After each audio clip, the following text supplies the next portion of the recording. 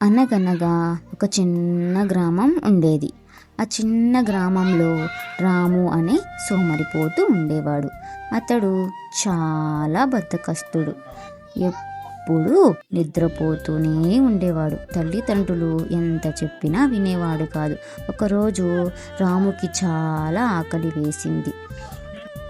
అప్పుడు అతనికి ఇంట్లో తినడానికి ఏమీ లేకపోవడంతో బయటికి వెళ్ళి పని చేయాలనుకున్నాడు. అతడు పొలానికి వెళ్ళి చాలా కష్టపడి పని చేశాడు. సాయంత్రం వచ్చిన కూలీ డబ్బులతో హోటల్కి వెళ్ళాలనుకున్నాడు.